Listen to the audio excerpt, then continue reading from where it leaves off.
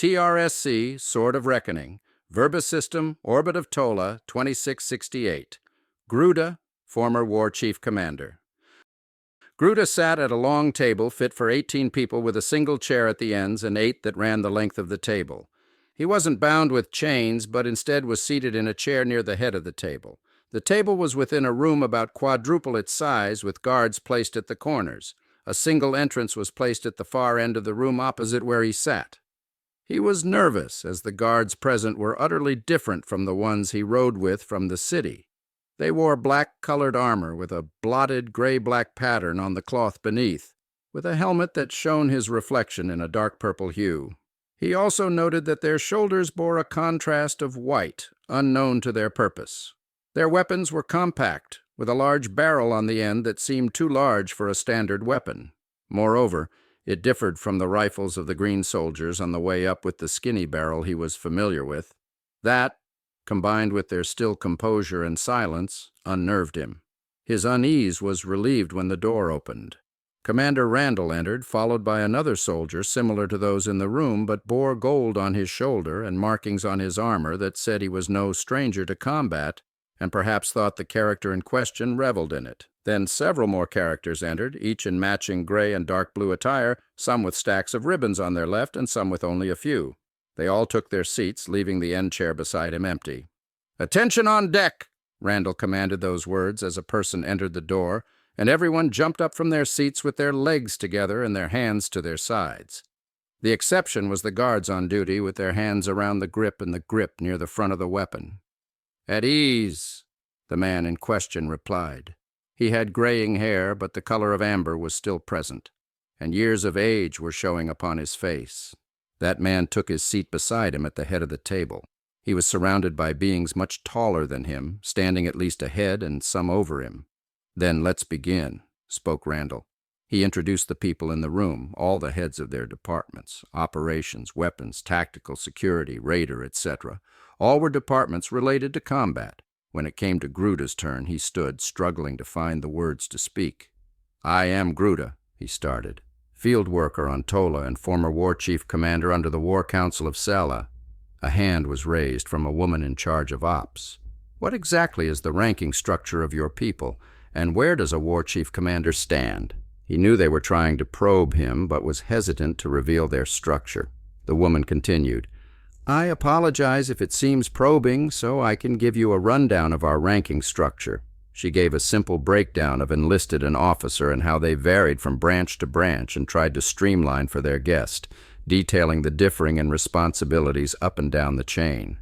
He felt relieved and prefaced his explanation with some guarantees. "Fine, I can reveal that to you, but I need assurance," to which they nodded, along with the man that sat beside him. "What do you plan to do with the non-combative populace? I need to know you will not needlessly slaughter my people who do not deserve it," he said, awaiting a response that felt like ages when the man beside him spoke. "Do not worry," Wolf spoke. "I, as Vice Admiral of this battle group, solemnly swear no intentional harm will come to those of non-combat roles. It is against our laws, if that serves as any consolation." It did its job, and his words felt sincere. Gruda began, "I have seen what my military has done to your people, and it sickens me they would reduce themselves to such dishonorable tactics. But back to the topic. There are few ranks before the first rank of someone in leadership, which is the title of War Chief. This title belongs to someone in charge of a small group, such as one large ship accompanied by fighters. Next would be a chief captain, one in charge of a medium-sized accompaniment of large war vessels and fighters. And the final would be a War Chief Commander, a title usually reserved for those who would lead the larger groups of vessels to combat or a smaller, more specialized group. He noticed they were taking notes when he trailed off to a pause. He waited until they were done before continuing. "However, there is one more above that which is commanding the largest fleets, a War Chief General. Its title is only bestowed upon a war chief most suited to command an invasion force. Whether they are a promising newly promoted war chief or an experienced chief commander, it matters not. Only the War Council of Celia can grant such a title." "Even a war chief can be granted the title of Chief General?" asked Randall, to which Gruda nodded. "Yes, although it is rare. but I know only of one the War Council would appoint to lead their invasion force. War Chief Torlak." The group looked at each other, with another from Tactical inquiring, "So you're saying the lowest-ranked war chief was granted the title of Chief General, and they weren't a captain or commander?" Gruda nodded again. "I have known Torlak for many cycles in the Celian fleet. He has turned down promotions to captain and commander, but a promotion to general is irrefutable. In essence, he was forcibly promoted by the Council." "And who exactly is the Council?" spoke the armored soldier with gold markings, introduced as First Lieutenant O'Brien. "They are the governing body of all Celians. We are a militarily focused species that has excelled in space combat against the Galactic Union, but lack in the grounds department. I know not of how troops are trained in current times." More signs of confusion arose, and questions concerning the Council and the Union were now heavily inquired, but the Vice Admiral silenced them, urging the anxious Gruda to continue. "Let me start off with the War Council. They comprise 5 bodies: the Logistics Councilman Breka, the Diplomat Galem, the Military Advisor Reka, and the Council's voice Polis. The final is the head councilman and the final word on all matters, Callum. They are the current War Council and are most likely responsible for the decision to invade your species." The room was quiet when Wolf raised a hand to speak.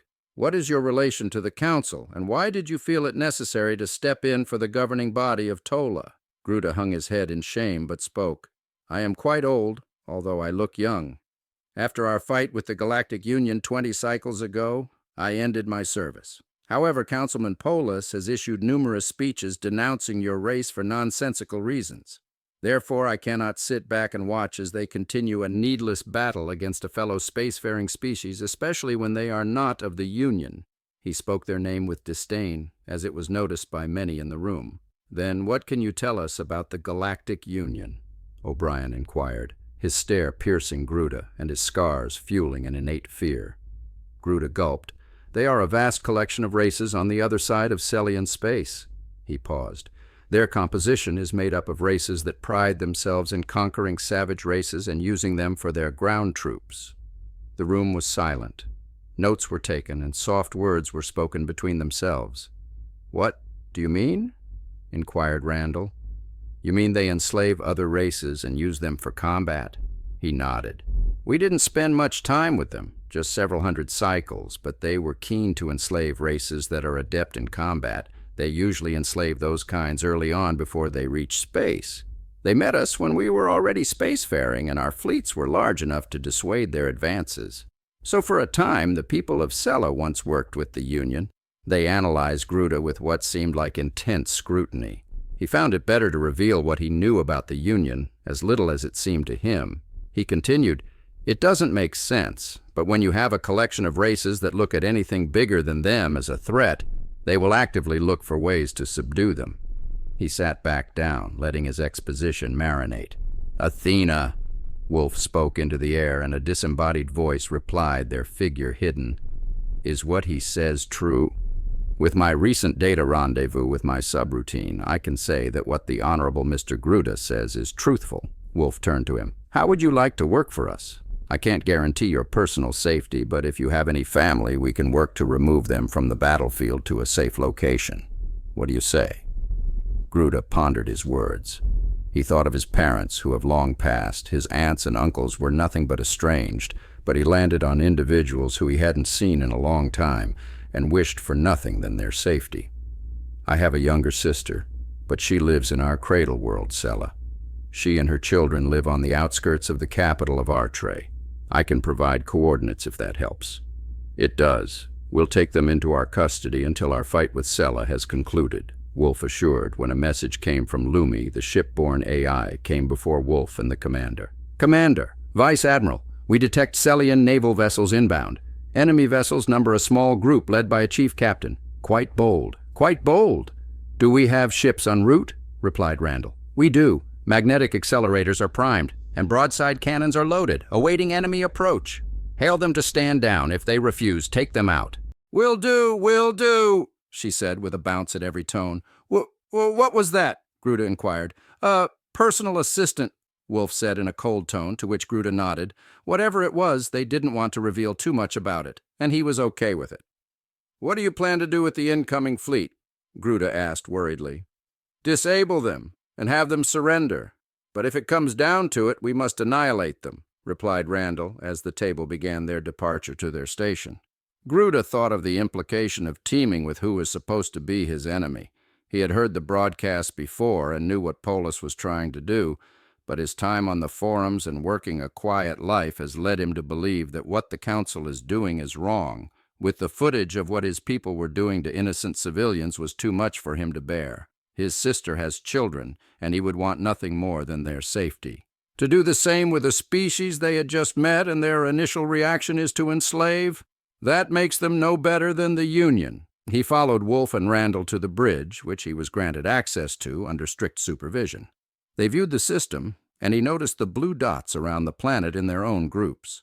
They were on an intercept course of the Celian ships now traveling sublight to Tola. "Sir, we've isolated all intersystem transmissions. All they have to speak to are themselves and us," one crewman reported. Gruda noticed the overall atmosphere of the bridge. It was serious and focused. He had been on many ships and remembered that his crew would only maintain such expressions if they were numerically superior. As soon as they started taking heavy losses, they would buckle and mistakes would be made, at least among their newest members. Even though the display said they were at a numerical disadvantage, they held their bearing and diligently completed their tasks, which was jarring for Gruda. "Officers! Officers! Enemy exiting sublight! Hailing!" Lumi appeared on the holotable as her simple form bounced from side to side. Hallie answered. "Destruction averted!"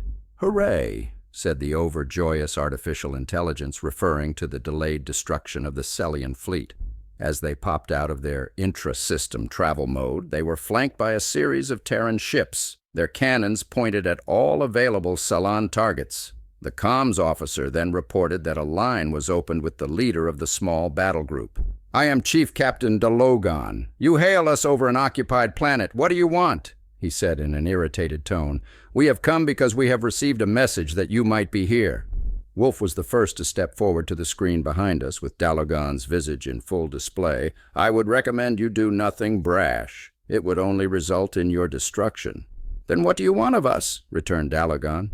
"Surrender yourself and your ships, and no harm will come to you or your crew," Wolf said, offering the ultimatum.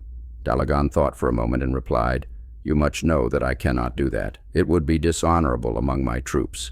Meanwhile, analysts and comms officers said they already had targets lined up and had isolated their flagship.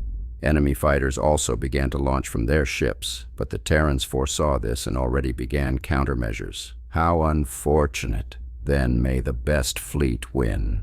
The call was cut, and Wolf began issuing orders that would ultimately spell destruction for their enemy. "Athena, is your subroutine linked to their ships?" Her form popped up beside the turquoise-colored oval Lumi. She looked like the Terrans, but sported vastly different clothing in an ancient sense, since about 6 months ago. "Disable their shields and malfunction their fighters," she replied with an elegant bow. And not soon after, reports came in of the fighters losing power to their engines. Some would have their shields overload, resulting in an unfortunate death. The Terran ships fired their cannons mixed with automated turret fire and missiles. The shields were non-existent, and their fighters were taking heavy losses. In short, it was a slaughter. The Celian fleet comprised several cruisers, frigates, and battleships. They were all equipped with fighters, but they were quickly put out of commission. Wolf ordered boarding parties for the flagship of Dalagan, and a ship equipped for such a function was launched. The battle continued to rage, with the guns from the Celian ships firing into the Terrans. Their shots would connect with their hull, but their impacts were light compared to the pure destructive power from the cannons of the Terrans. From what Gruda could tell, the Terrans have a destructive yield unseen in Celian ships to date. There was footage of a volley from one of the heavy battleships that pierced a Celian hull, and it began to melt with sparks emitting from the entry. Then Gruda saw large molten metal and technology vent into the void with the flames still sticking to surfaces. "Ooh, what is that?" Gruda exclaimed. "The good old Phenant round, also known as the Dragon's Wrath. Truly devastating," Wolf said with pride. "Whatever prompted your species to create something so devastating?" Gruda inquired. "I can answer that." Lumi reappeared and bobbed as she spoke. "For centuries, humanity has created all sorts of ammunition to fell their enemies."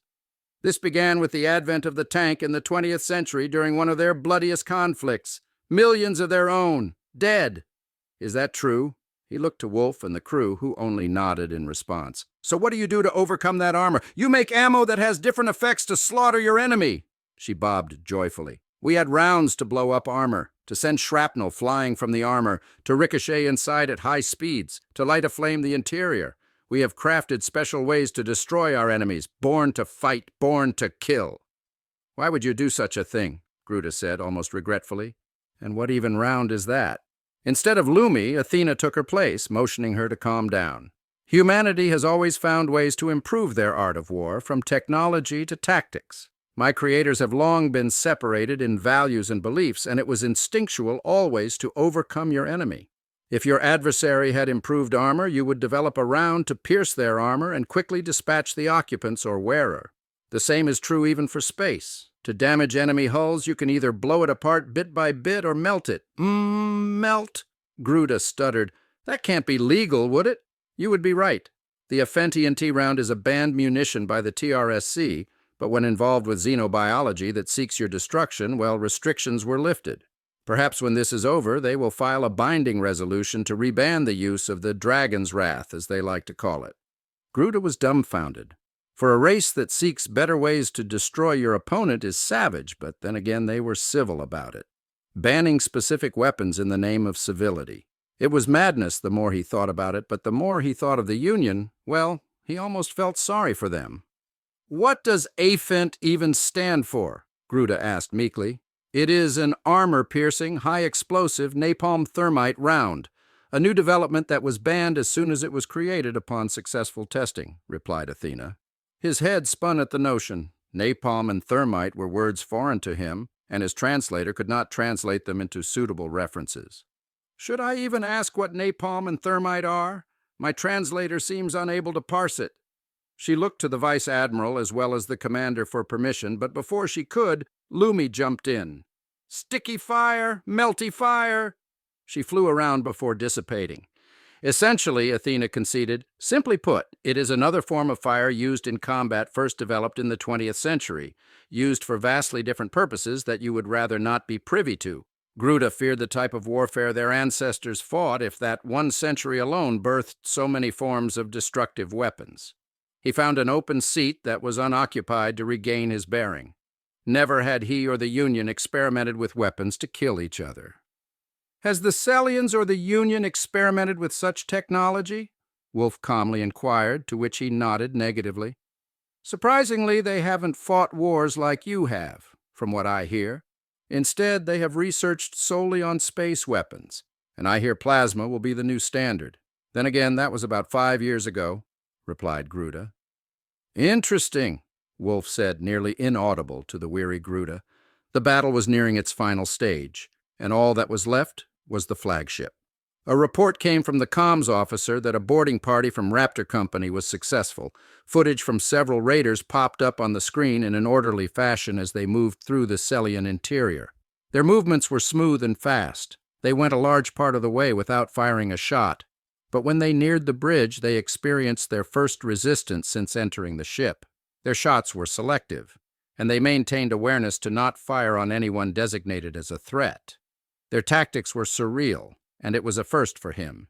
He had not seen any developments in infantry tactics under the current military advisor, Reka. To think you were this well-versed in ground combat, Gruda muttered. As Athena and Lumi have said, we have developed the art of war since the dawn of our species, Wolf replied. This era will be no different, except now we have a common enemy. A report from the comms officer stated that O'Brien and his team had secured Delogon, and that the crew had surrendered. A shame they hadn't done so earlier. Prepare a ship for the prisoners, Randall ordered of a crewman. They really should have taken your offer, sir. Ensure we get what additional intel we can from their ships, ordered Wolf, before departing from the bridge with Gruda in tow. Randall nodded silently before turning back to the bridge crew. Let's go meet our new friend, shall we? Wolf said, while Gruda silently nodded. Their entourage comprised the same black-armored soldiers from the conference room prior. To Vice Admiral Wolf, report, encrypted. TRSC Reaper's approach is in stealth, and sensors indicate we are silent. Currently scouting through the Trill system en route to Sela. Athene subroutine is successfully masking our presence. A report of her cyber assault is attached. She's been doing some fine work. It might be about time to reel her in once Operation Spearhead commences. Have Athena proceed with a reintegration protocol. Beyond that, we have the coordinates and photo of the targets. Now entering radio silence. First Lieutenant O'Brien, end of report.